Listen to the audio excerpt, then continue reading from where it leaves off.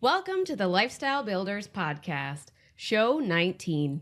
In our last episode, we chatted with special guest and social media queen, Rachel Peterson.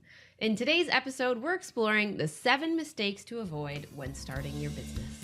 Welcome to the Lifestyle Builders Podcast, where we bring you real-life strategies on starting and growing a business and finding financial freedom without sacrificing the life you have with your loved ones. We are your hosts, Tom and Ariana Sylvester, and we are married, we're parents, and we're serial entrepreneurs. This podcast is for those who want more out of life. We'll show you how to take the vision you have and create the business that will help you achieve it. Join us as we share practical steps, real life stories, and help you become a lifestyle builder. I feel like this is a great topic because, I don't know, it's just, there's so many people out there that are starting businesses and you don't know what you don't know. Absolutely. And to be honest, what we've found in starting a lot of businesses is that the approach is actually counterintuitive. Mm-hmm. So what you're supposed to be doing and what you think you should be doing is actually opposite. Yeah. Yeah, usually. I feel like that's a similar thing to when you're starting a relationship. Absolutely. Yeah. I feel like we could have an episode completely titled "Mistakes Not to Make When Starting a Relationship." Well, I was gonna say, you'll find that as you start a business, a lot of the same principles apply. Because it's kind of like this new thing. You're figuring things out. What works, what doesn't work, the mistakes you make, the failures. A few come to mind actually, going back some years. Oh, a few. There's a lot. Yeah, maybe not spending Valentine's Day with your new girlfriend in a computer lab. It's just one that comes to mind. You have no words. When you got a project due and it's the night before it's due, you got to do what you got to do. I'd say you were pretty lucky that I did not hold you to an extremely high standard. Hold on. Tacos. Did you buy me? I did. I bought you dinner and brought it to you in the computer lab on Valentine's Day. All right, I got nothing. I was going to say, a gold star for that. I was going to say, at least I bought you dinner, but no, you bought me dinner. So, yeah. Yep. Another one is maybe not playing Final Fantasy for hours upon hours while your girlfriend's studying for exams. So here's the thing. If I wasn't playing Final Fantasy, I would have been annoying you. So I was actually doing you a favor by leaving you alone so you could study. No, it made me angrier because you just didn't study at all.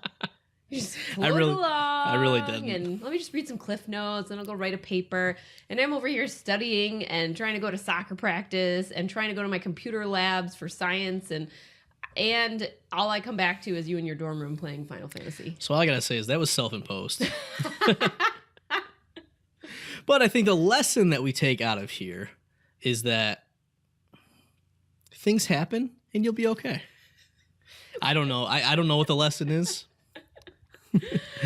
Oh my goodness. But I feel like that's a great segue into business because things are going to happen and it's just going to work out if you keep working at it, figuring the stuff out, adjust, pivot, You don't always know what blah. the lesson's going to be while it's happening. There we go. I'm not even sure what the lesson is yet. Hopefully we'll figure it out by the end of the episode. All right. So let's get into the topic at hand. We've been through it. We've seen a lot of other people go through it. What is one of the biggest mistakes that somebody who wants to become an entrepreneur can make as they get started in their business? The first one, and I'm guilty of it, and I think just about every entrepreneur is we get this idea and we just assume that the business idea is great. What? And it's tough for an entrepreneur to realize, and the reality setting in that your idea is worth very little. And the idea itself is probably wrong. It might be rooted and it might have... Truth speak over here. But I mean, it might have a piece, but what it finally looks like at the end, if you truly go through with it, is likely going to look very different than you initially thought. Mm-hmm. And so what most entrepreneurs do is they get this great idea, they tell it to their friend, their friend's like, oh, that's the best thing in the world. And then they go and spend a bunch of time and money, they create the whole thing, they don't think about or do any really customer research, and then they try to sell it, and it just doesn't work. Mm-hmm. Like and this kills me every time we come across somebody like this. I had a discovery call with someone who was looking for coaching, and the guy got on there and he's telling me all these great things they're doing. They built this website and it was going to do all these things, and I was like, yeah, it sounds pretty cool. So let's get down to it. How many sales have you made so far? 0. I said, oh, how much money have you guys put into this, by the way? We put about $50,000 in. It was my partner and I. We basically dumped our savings into this, and we're kind of stuck now because we've spent all that money. And like, to be honest, I told the guy, I'm like, you know, you guys are in a tough spot. You didn't actually validate this. You went and built all the technology, and you're not even really clear on who your customers are and if they're even willing to pay for this or how you're going to make money with it. Mm-hmm. But you spent 2 years and $50,000 because you thought it was a good idea. Mm-hmm. And it's tough to see that. Like, it really is, especially because these guys both had families, they both had kids, and they basically just spent their savings to make this dream work. Yeah. Yeah, and I think that's the hard part, because you don't want to discourage people from going out and following their dreams. You don't want to discourage entrepreneurs or soon-to-be entrepreneurs from following that path and potentially making something great for their lives.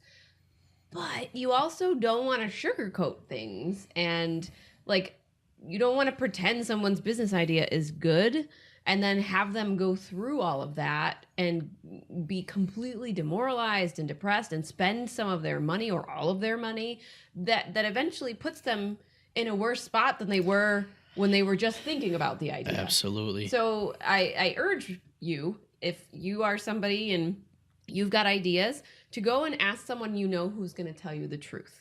Well, I was going to say, so we had a previous episode, we'll link to it in the show notes at tomandariana.com/19, all about testing your business idea and making sales. Mm-hmm. And, you know, if you're in this spot where you've got an idea. Very, very many times. It does. And it does because it happens over and over and over again. But if you listen to that episode, we're going to basically walk you through the process to avoid having this happen. Mm-hmm. But back to your point, a lot of people don't want to tell people that it's a bad idea, or don't want to question it, right? Because they don't want to hurt the person. A lot of people, except for me. But you're actually hurting them more by not giving them honest feedback. Mm-hmm. Because like a lot of people are like, oh my gosh, I can't believe you would say that, or you were so to the point. But here's the thing. If you tell somebody an idea is good and you encourage them without testing it, if it's truly not a good idea and they don't find it out till later, they're going to spend time, they're going to spend money, they're going to be demoralized. Whereas you're so much better off at the beginning saying, hey, test this. Hey, I don't think this is the case.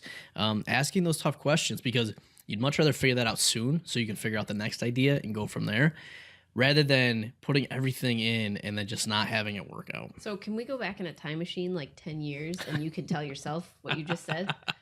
Because I remember I wish I could. Lots of frustrations because I liked to poke holes in all of your grand ideas, and you thought I was just being a dream crusher. Well, and so here's the thing, and you know, since we're being honest here, part of that was that you were a little bit of a dream crusher because we weren't aligned on what the dreams look like. Mm-hmm. You know, so that's like, and this has come up a lot when we work with people too.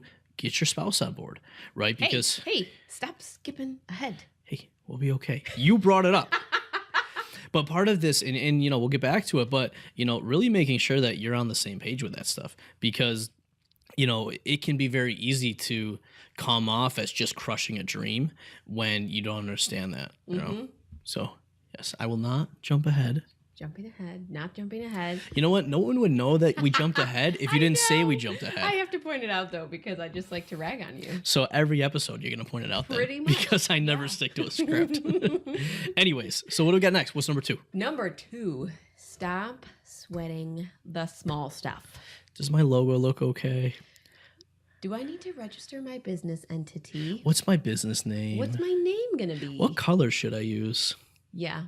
Yep. We know this may sound harsh, and we realize that this stuff is really exciting and fun to think about. Like, don't get me wrong. I love doing a good brain dump and getting all excited about, like, what are we going to name this stuff, and picking out a logo. Like, it is really fun. Sure. It's not at all what you should be worrying about when you're just getting started. No, I mean, yeah, and it's funny, like, every one of these, I wish we had a time machine because we've Yep. done them. And when I say we, most of it was me. Usually you. But like when I first started my first business, it was the real estate investing. I went and actually had a business card created. I remember I was down at the like the public office trying to register a DBA at doing business as. It's like $20. And I kept going in with like business names and they kept coming out saying it's taken. It's taken. I was literally at this place for like 3 hours before the woman's like, listen, today's not your day. Maybe come back later. And the reality is I ended up coming up with a name and that business didn't even work out. But I like made a logo. I, put business cards together. And guess what? You don't have a business unless you're ultimately having something that you can sell to people. And kind of going off of the first point, your first objective with the business is to prove that there's a market for this and prove that people are willing to pay you money. Until you've proven that, none of the other stuff matters. Yeah. Once you've proven that, yes, then we'll step back. We'll get your right business entity set up. With a name, you can name your business whatever you want. And for $25, as long as no one else has that name. But I mean, when you register a business, you can register it under ABC WXYZ Inc. And it doesn't matter because for $25 you can have a DBA, a doing business as, and you can rename your business later. Yeah. So a lot of people end up going to do these things because they really don't want to actually put in the work of validating their business idea.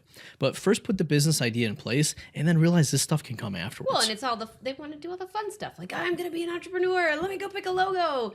I get it. I love doing that too.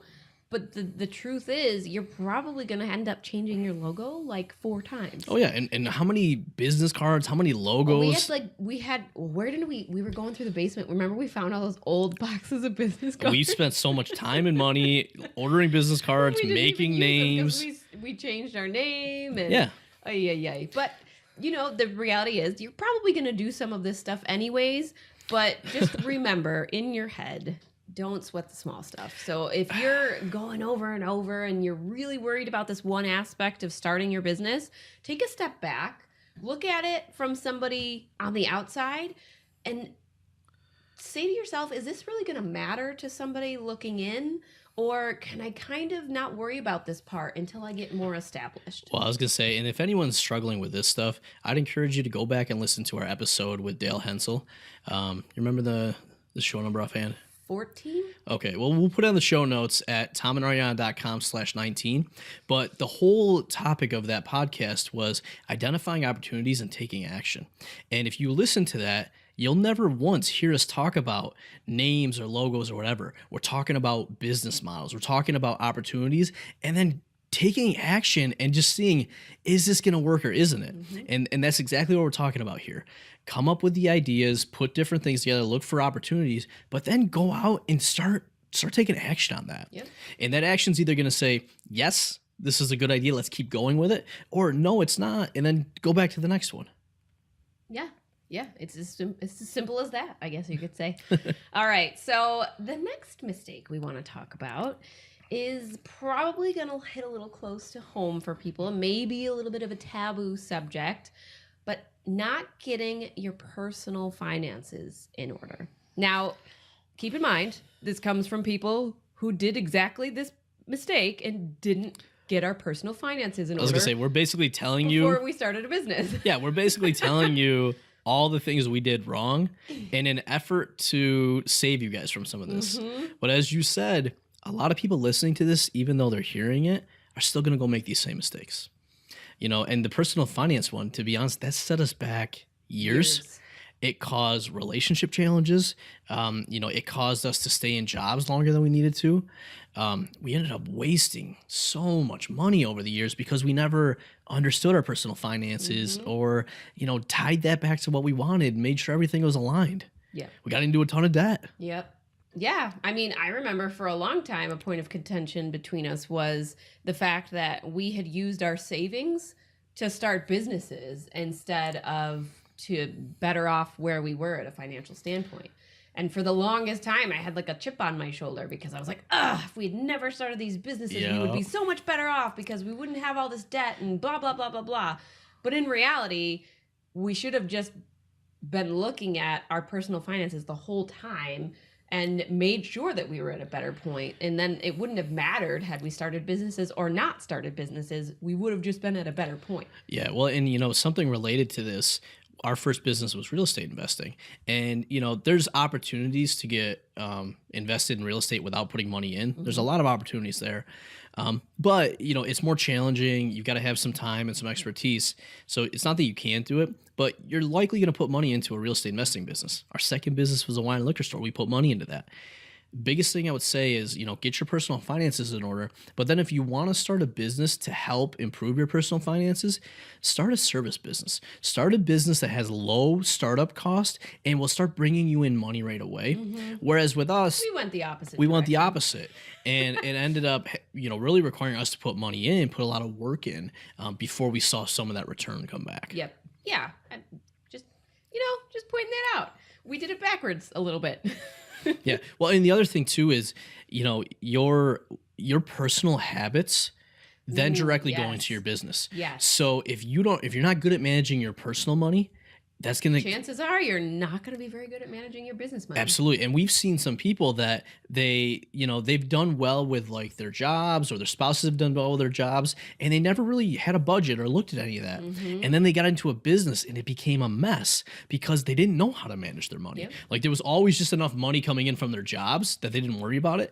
And then once they actually had to manage a budget in their business, they didn't know how to do that. Yeah. Well, and it's also harder. It's hard to run a business like that. Oh, you yeah. might be able to squeak by and like be okay, but the truth is you're never going to be able to scale or grow the business to any level if you don't have a handle on the money in your business. Well, I was gonna say, even like when we've coached people and we've done like a deep dive into their finances, it's crazy how much like waste there was in some people's business finances, how much money they were losing because they just didn't know some of the basics. And I'll tell you, so many entrepreneurs don't understand how the money flows in their business or how to manage it. And we're actually going to bring a guest on in the future to talk about how do you manage your business finances.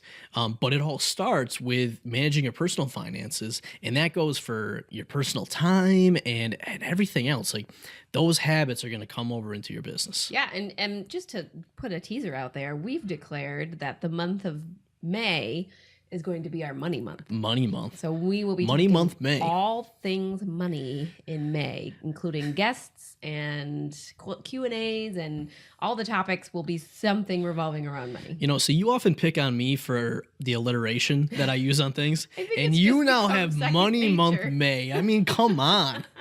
It's become second nature in this I know. house, apparently. It really has. I'm just waiting for our daughter to pick up on that. She's going to start having everything be alliterations. She will. Yes, she will. All right, what do we got next? So the next mistake you already alluded to a little bit, which was not talking with their significant other. So this is a big one. I feel like we just need to reiterate that.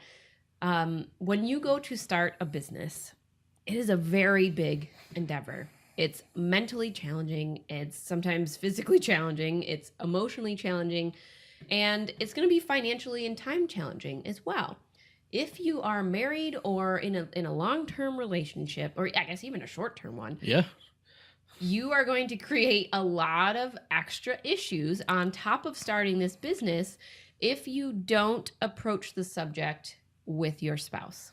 Yeah, and we actually did an episode on how to get your spouse on board, so people can find that at the show notes page at tomandariana.com/19, and really we go deeper into that, and you'll see a lot of these themes, like the things we did wrong, and the things that we see a lot of our coaching clients do wrong. We're trying to save you guys some of that, but I am just gonna tell you guys, if you don't get your spouse on board, and if you don't really get aligned on some of these things, it's not going to go away. It's just going to grow and come back and bite you later. I can't tell you how many coaching clients, we talk to, and they don't want to tell their spouse about something, whether it's money they invested in the business or time that they got to spend away from their family because they're doing the business.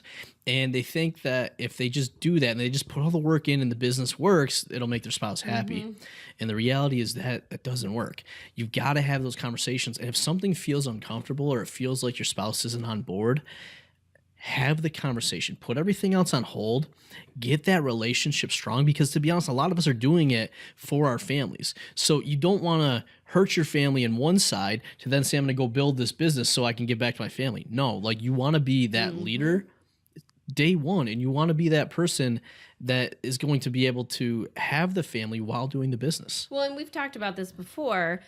You have to remember that as the entrepreneur, you have had that aha moment. You've had a shift in your mind. You've realized that this other opportunity exists out there, but most likely your spouse has not.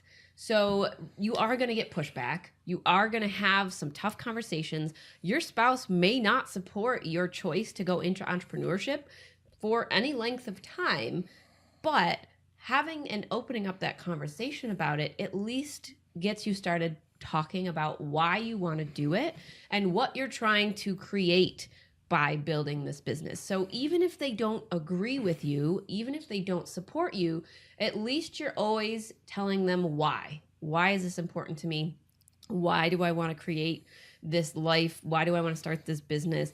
All of that is going to, they're going to hear you, and it may take some time. It may take a long time, but eventually, hopefully, they will be able to really, truly understand that you are doing this for the right reasons, and that's to create a better life with them. And maybe they don't agree with you, maybe they don't want to help you, but at some point, we hope that they'll at least come around to supporting you in the business. And a way to do that, too, is to make sure you're being open and honest with them. If you are going to be spending money, please tell them. Yep. Don't spend it without talking to them, because that is already one of the biggest arguments that spouses have is money. So if you're going, behind their back, or if you're taking money that wasn't designated for the business, that's going to create an issue. Well, and this might sound a little negative, but you've got to have these conversations if on very important topics, right? And if you don't have those conversations early on, they're going to come out later, and they're likely going to be worse. So, for example, like when you're with somebody, you want to have conversations about like, hey, do we want to have kids or not? And if you're, set on having kids and your significant other isn't, you don't just ignore that and then later on hope it's going to work. Nope. You have those conversations, and you either decide together, here's what we're going to do, or you know what, maybe this isn't going to work out.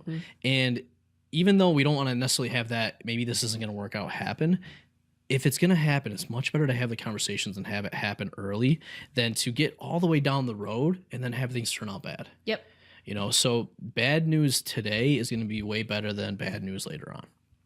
Yeah, I can't disagree with you. All right, what do we got next? So I know we obviously have touched upon this a little bit, but one of the mistakes people make, and this isn't entirely all their fault, it is kind of portrayed this way in the industry, but everyone thinks that being an entrepreneur is easy. And it is by far one of the most difficult things to do, and to do well. Oh, yeah. So underestimating how difficult it is to be an entrepreneur is just setting you up for some massive, massive, uncomfortable, disheartening, and just not good situations. So I can't say this enough. It's not easy. So if you're thinking of starting a business, start preparing yourself. Like, I don't want it to sound negative either, but I would feel better going into a situation knowing that it was going to be difficult and like mentally preparing myself for that than if I went in thinking it was going to be the easiest thing ever and then bam, get whacked in the face by all this stuff you have to do and learn and all the emotional struggles and the mental struggles. Like, I'd rather know.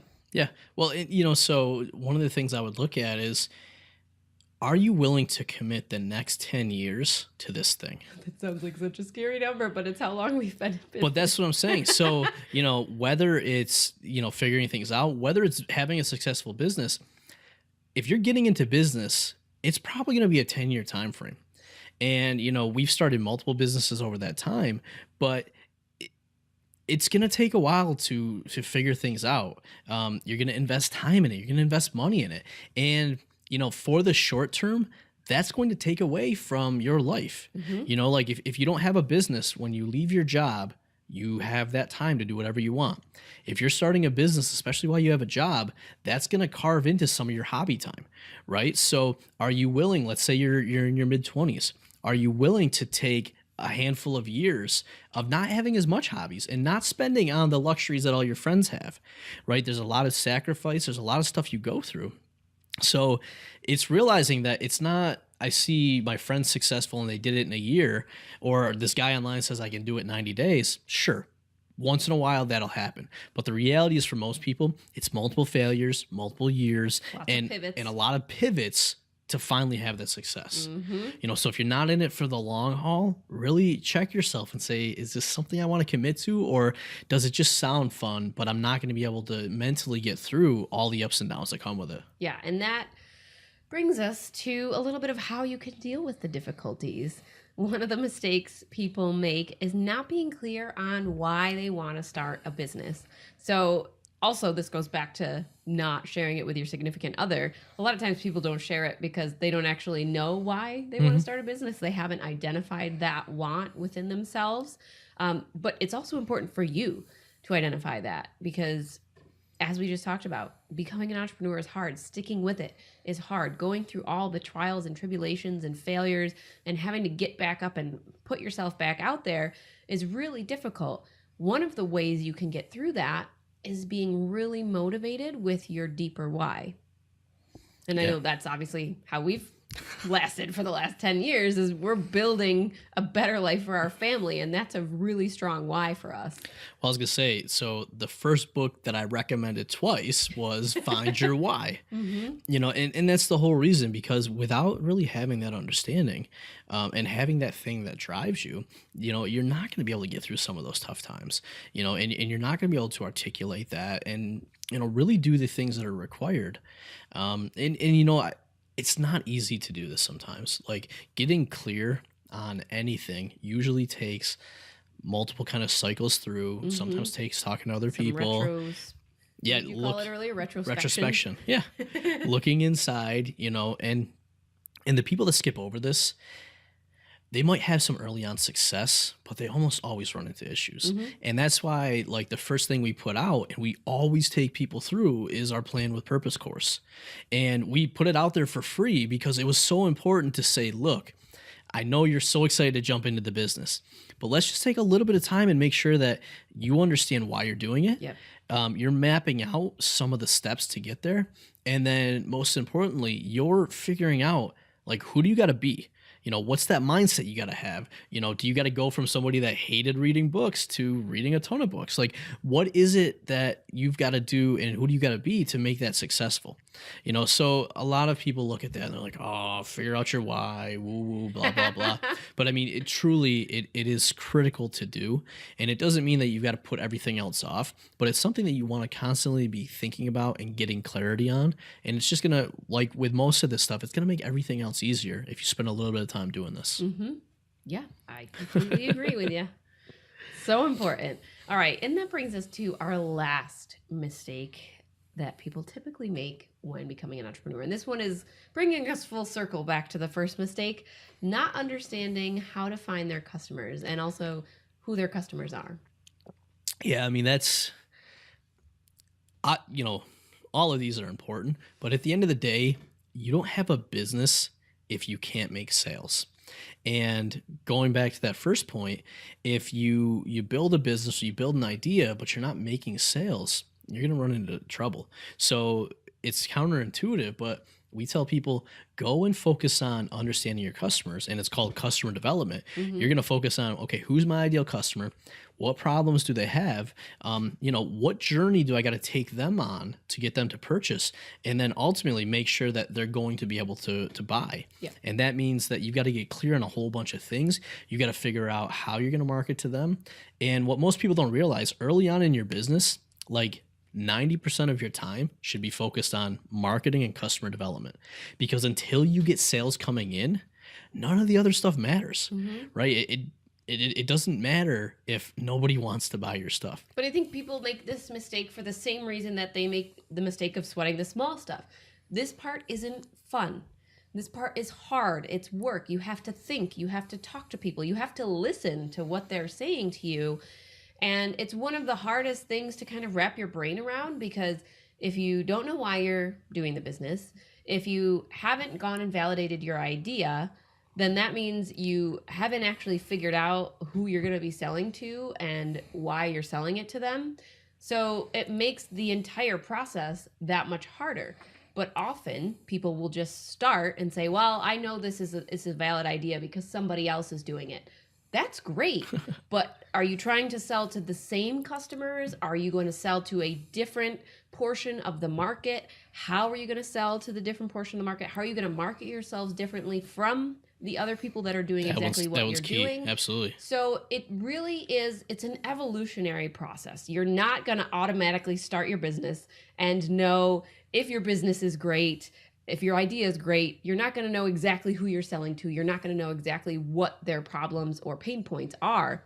Part of this is, yes, we want you to take action. We want you to get started, but we want you to be smart about how you start your business and how you move through all of these processes. So all of this stuff is something you should constantly be doing. We are constantly asking who we think our ideal clients are questions about what their pains and struggles are. We're constantly adjusting the offers that we have to continue to align with those things. Occasionally, as we have done multiple times, you end up figuring out that either you don't want to offer that, you don't want to deal with that product or service, or you don't want those people you thought were your ideal clients to be your ideal clients. But if you didn't know that, you aren't going to know that you need to pivot to something else. And a lot of times people get stuck. Oh, I don't know why I'm stuck. Well, do you want to sell what you're selling? Well, no. Well, that's why you're stuck. Well, do you like who you're working with? Well, not really. Well, that's why you're stuck. So it's taking that time to say, all right, here's who I thought I wanted to work with. I've evolved a little bit. I've shifted. Things have happened in my life. Things have happened while I've been building this business. I think I want to work with somebody else. Now go test that, test your business idea, and do the same process. Yep. And I know it sucks and it does not sound sexy or fun at all, but this is how successful businesses run. They are always doing market research. They are always talking and listening to their customers, and they're always shifting their services or their products to fit with who they're selling them to. Well, I was going to say, and I probably said this on a previous podcast, but one of my favorite quotes is, don't fall in love with your product, fall in love with your customers. And if you truly are living that mantra, you're always going to be looking at and curious about your customers. Like you said, whenever we go places, we're asking them questions, like, what else have you tried? Like, what's working, what's not? Like, what do you want to achieve and what's getting in the way? And I think it's like we do it so often, it's almost like a habit now, but we're constantly learning and making sure that we're staying connected with our customers so that even as like things change and markets change and customer needs change, you're not getting left behind to where, you're building a film camera and everything's going digital. Right. But that's what tends to happen a lot of times when we don't know our customers, we don't understand how to find them, and then we don't stay connected with them, to make sure that we're always serving them and always delivering on their needs. Yeah, I love it. All right. I wanted to point out before we jump into the homework portion, we actually wrote a post kind of similarly to this back in our serial startups days. But there was a couple other mistakes that we pointed out. So if you're interested in just kind of reading this as opposed to just hearing to us talk on the podcast, you can jump over and check out the blog post as well. I will put the link in the show notes at tomandariana.com/19. What's your homework for today? Homework for today. Whew. So many mistakes people can make. The first one I'd look at is go back through this list and see which ones you're doing now. Like you might be in the middle of, I'm building my product or I'm doing my idea, and you realize that you never actually went out and found the customers or you didn't talk to them. So go back through this list and figure it out. Okay, which one of these am I maybe doing now? And then let me take a step back and say, what should I be doing so that I don't continue down here and fall into that issue? And my homework is actually inspired by Tom. It's going to be, it's going to be to go and fill out a lean canvas worksheet. So it's like a 1-page business plan, but it really puts it all on the page. When you are thinking of starting a new idea, you have to make all of these thoughts and hypotheses on the sheet of paper. Like, who do I think my customers are? What do I think their problems are? How do I think I'm solving their problems? What's my unfair advantage, which we talked about on a previous episode? What's my business's unique value proposition? How am I different? What makes me different from the competition? What are my costs going to be to start this business? How much do I need to sell to break even? So it kind of gets you thinking bigger picture about your business as a whole, as opposed to, hey, I have this great idea, let me just go work at it. Let's put some other ideas down on the page and give you a better foundation to work off of. Well, I was going to say, and just quick on that, even if you already have a business, even if you already have an idea, go back and do this, because what we found is that we might have been neglecting an area. Like, so one of the key areas a lot of people miss is the metrics. Like, so great, you've got a product, you understand what you can sell it for, but what are the key metrics you should be looking at to guide your business? So when you fill out the lean canvas, you kind of make sure that you're looking at the big picture and have all the pieces filled in. And by doing this for an existing product, if you already have one, you might be able to find some gaps that you can then close. Yeah, and you can get a free download of that worksheet at tomandariana.com/canvas. All right, bookshelf man, what's on the bookshelf today? Bookshelf. So normally I didn't want to introduce a second book. The lean or running lean is one of the ones I normally recommend because it guides you through the lean canvas. But we're gonna introduce, and this probably won't be the last book by this author. It's called The Pumpkin Plan by Mike Michalowicz.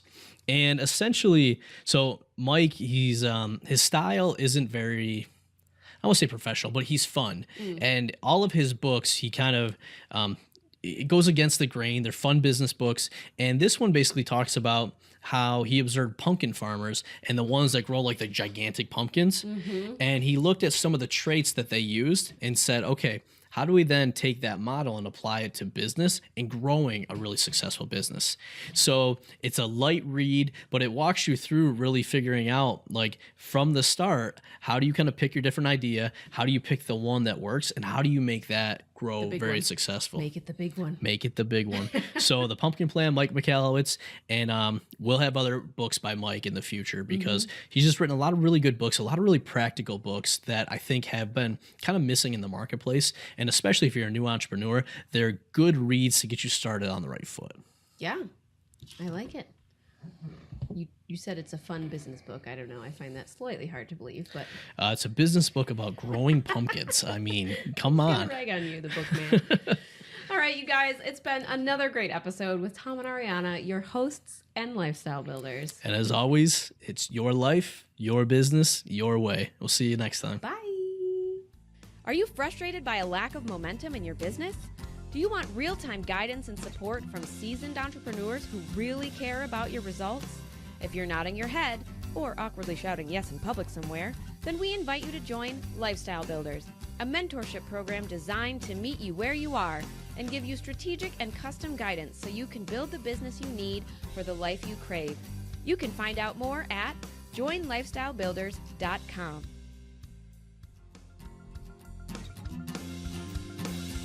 Your life, your business, your way. Join Family Entrepreneur Life. Join Family Entrepreneur